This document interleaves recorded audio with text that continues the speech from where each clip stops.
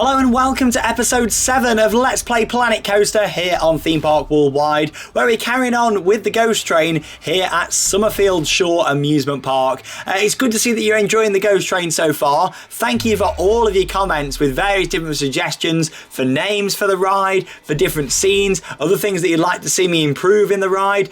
So yeah, thank you very much for all of those. And as always, keep your suggestions coming in. I am going to pick a name for the Ghost Train in the next episode. That will be episode 8. Of course, I want to give some people a chance who haven't come up with a name yet, still to get their suggestions in, because, you know, a bit like me really, I can't tell what I want to call things until they're nearly finished or fully complete, and I think that's the same for a lot of people. So I know there's been a lot of suggestions already for names for this Ghost Train, but I am just not going to pick one yet. I'm going to wait until you guys have fully seen this episode, and then of course I'll reveal the name that I've chosen in episode 8. But yes, the Ghost Train will be complete in this episode, and it's coming together really nicely actually. As you can see, we're upstairs now.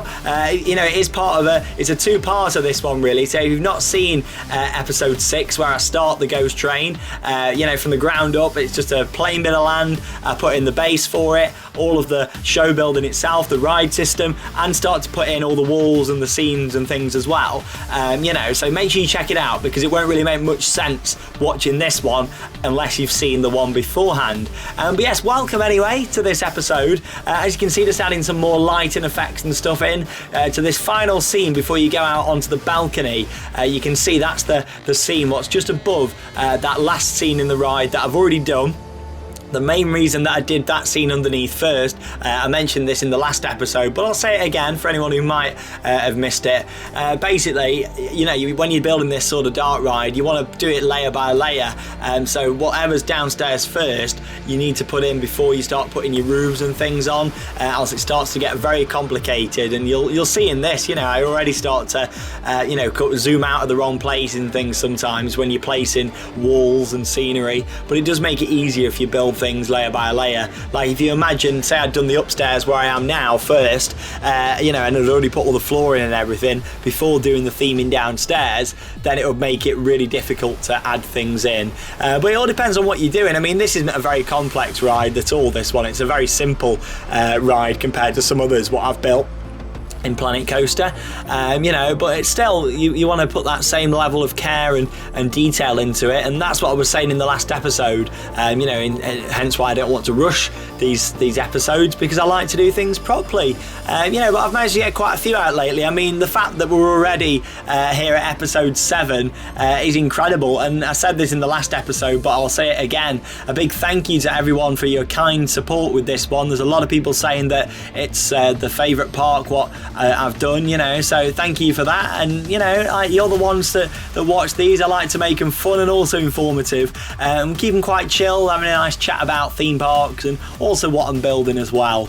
And yeah, talking about what I'm building, you can see here putting in another big indoor scene upstairs. It's the last indoor scene for me to do this is now, other than the station building, but there's not going to be loads of stuff in the station. It'll be quite simple. But yeah, this is another sort of like dining room, living room area, what you're going to go through, and then you go like to your finale scene here, so to speak, where you're locked in the cage, and then to get out you have to go spinning down the stairs. Basically, that's the only bit of storyline that I've got so far for this ride. Like I say, it's an old school Ghost Train. I don't want it to have a massive storyline. I don't mind a little bit of one, but just nothing too much, you know, because I feel like it'd be way too advanced for the era that this ride was built in, you know.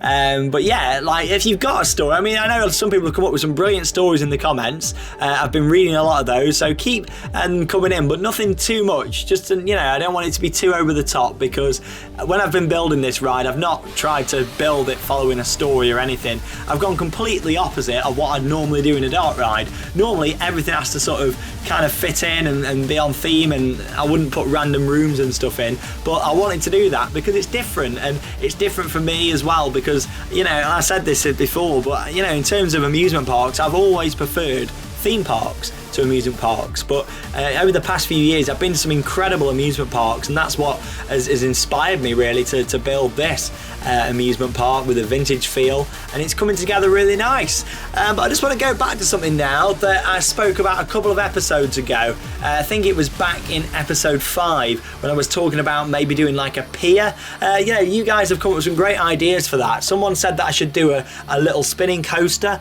on the pier. Other people have said that I should just put a couple of flat rides in on there, maybe a couple of indoor rides in, because I said that I'd like to do maybe this indoor section inside the park and then have like a balcony with the pier extending out from that over the road, the beach, and then out into the sea. So yeah, I'm definitely going to go for that, but not until I've opened the park. So bit of an update for you on where we're going. The next episode is just going to be, nothing major in terms of ride installation. It's going to be touching a few things up that need to be done, like putting in the food outlets and things in some of the units. I've not put any toilets or anything in yet. I've put the buildings in for them, but I've not just put the facilities in. That's because I plan to staff them as I add them this time. So yeah, I'm going to do a lot of that in the next episode and talk about operations a bit more. I said this a couple of episodes back as well. I really want to focus on operations a lot more with this one. So I'm going to run the park for pretty much a whole episode. So yeah, the next episode is going to be getting ready for that.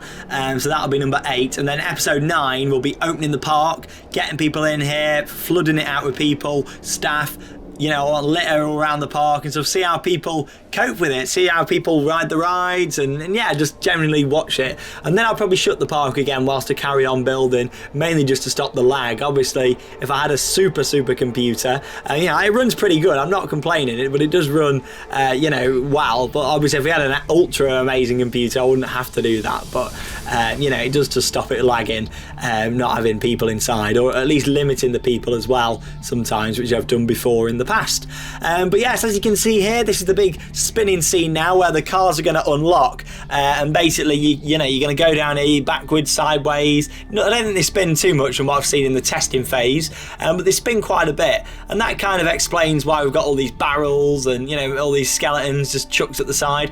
Kind of like the skeletons have got a little bit tipsy in it, really. Like maybe they've been drinking out all these barrels and stuff. I don't know, you guys are really creative when it comes to stories. Come up with something, but there's nothing too much. And but yeah, keep your comments coming in. I love seeing all your comments. It was great reading the ones from the questions that I asked in the last episode, on like your favourite ghost trains and all that sort of stuff, favourite like haunted rides. I really enjoyed reading those, so yeah, it's great. So keep your comments coming in, because it's fantastic, and it's always nice to look back through them. As you can see, a lot of this is probably the most heavily detailed scene in the entire ride now. Because I'm putting in all these planks and things. You got all the barrels, lots of barrels. It's like this storage area, where they've left all this stuff. So yeah, that's pretty much all done. Just going back downstairs now, just before you head back into the station building, you can see I've put a collapsing wall at the back, and then I've just put a couple of statues and things in front of that as well. That's the indoor section to this, pretty much done. It's now time to start thinking about the exterior. Now the sides and the back are going to be covered by a lot of trees. There's going to be a lot of foliage, and of course we're going to have the hills coming around the back of it as well, like I mentioned in the last episode. But yeah, of course the front needs to look great, and I want to do a really nice facade on here, going back to some of the buildings what I did earlier on around the front of the park, in terms of putting the ride names like on light up signage. I want to do that with this. I want to use the ghost train sign. I'm thinking on the roof on top, or maybe sticking out of the purple like tiles what we've got on here. These tiles on here, they just remind me of the castle at Disneyland Paris. They really remind me of Sleeping Beauty Castle. There's something about them, like obviously they're not that colour at Disneyland Paris, but just the shape of them and everything. You could use those to make a really nice castle. I think someone has in the workshop actually. And talking to the workshop, people say, Sean, can we look at your parks? Yes, you can. The parks are available in the workshop once they're complete. So I've uploaded 2 things to the workshop so far. on Steam. But yeah, this isn't in there yet, but again, it will be once it's complete and I've finished the park. And then obviously you can explore it yourself, go on the rides, walk around, operate it differently, remove rides if you want, put new rides in, you know, and of course you can always message us in on our social media platforms if you do make any changes, because I'd love to see.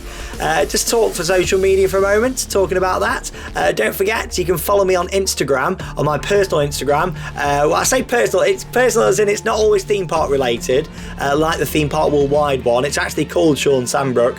Drop me a follow on there, because at the time as you're watching this, I'm actually over in New York, over in the States, doing some of the sites and things over there. I had a bit of time that coming up over these weeks, so I thought, you know what, I'm going to go and do a trip out to New York and go and see all the sites and stuff. So I filmed lots of different vlogs, and they're going to be uploaded to Adventure Sean, my second channel here on YouTube. I'll put a link in the description, so make sure you go over and check that out if you've not already seen it. Because yeah, you know, the channel's growing over there. I've got about 10,000 subscribers on there now, and you guys get to see a bit of what I get up to away from the theme parks on that channel. But anyway, I'm going to leave you over the next few minutes with a little bit of audio, and I will come back shortly in a few minutes time, and yeah, we'll get on with a POV of the finished Ghost Train.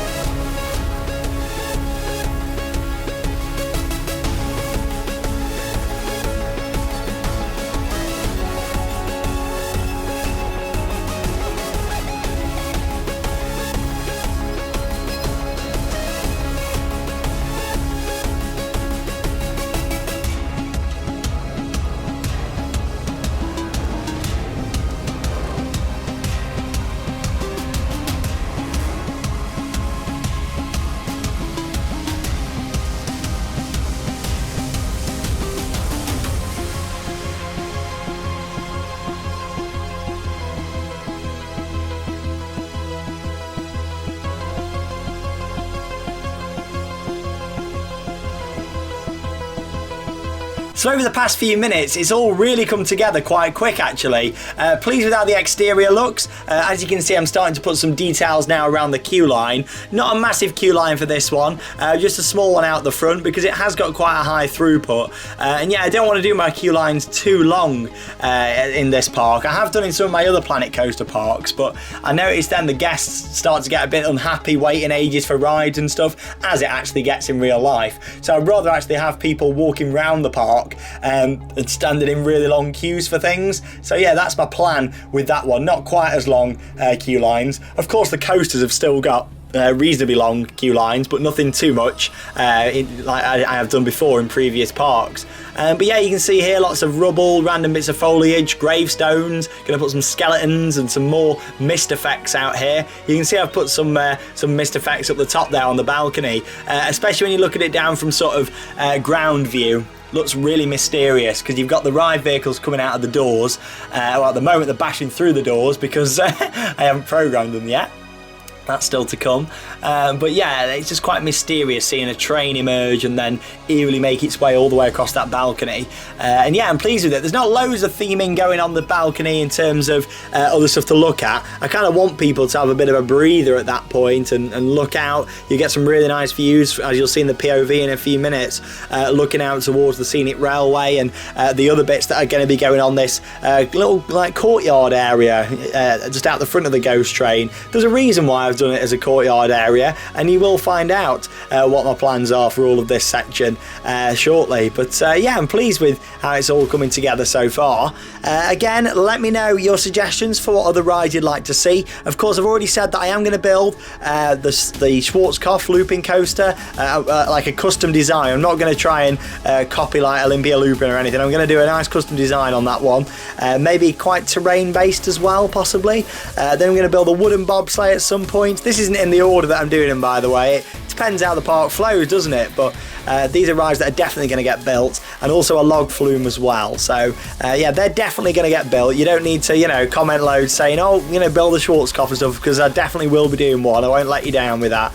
I've got my plans in my head what I want to do for that and theming wise and stuff. And yeah, with this one, you can see here, just putting a bit more foliage on the front of the building, make it look a bit more old school, with some like vines and stuff growing up, and then of course blocking in the window because it looked at first way too new for a ghost train. So the idea here is to just make it look a bit more old, like this old school mansion. And talking of ghost trains, I know it's a bit more than just a ghost train, but Phantom Manor at Disneyland Paris, hopefully, you know, is going to be opening in April, and I'll be going back out there as soon as it opens. I'll probably drive over to France and go and do that, get the Eurotunnel over, because I'm an annual pass holder now for Disneyland Paris. I've not had a pass for years, and I bought one back at Christmas because I thought I'm going to go quite a bit this year, and you've only got to go twice and spend 4 days there and you've made your money back. So I thought, yes, I'm definitely doing that, but I can't wait to see the changes that have been made to Phantom Manor. Well, one of my favourite haunted dark rides out there, and it was good to see that cropped up in quite a few of the comments in the last episode when I asked you what your favourite was. You just saw there about 20 seconds worth of me programming the ride. I have gone into triggers before in previous episodes where I've not sped it up because it is quite a long process, but if you do want to check that out, make sure you watch the Studios Park series where I do quite a bit of triggers in that. And yeah, I've just made my ghost train sign, which at first I thought it's going to go on the roof, but then I thought no, let's put it on the slanted part of the roof instead of being right on the top. And of course, how's it going to be supported? So the plan here, as you'll see, is to put like these little wooden pillars that sort of just support themselves into the roof just there, and I'm put I think 2 pretty much on each letter, other than I think the T's that only get the 1 because of the size of the letter. But yeah, they go on there and it finishes it off quite nicely, really. But yes, it's time for a POV. It's the end of the episode. You guys love seeing the finished product, so here we go. Thank you very much for watching. I'll be back with episode 8 coming up very soon. Like I say, there's at least 1 episode a week of Let's Play Planet Coaster. Sometimes there's more, like there has been the past couple of weeks. But yes, make sure you stay tuned, and I can't wait to reveal my plans for the rest of the park. Enjoy the ghost train. Here it is, and I'll see you guys in the next episode. Here we go, and enjoy the ride.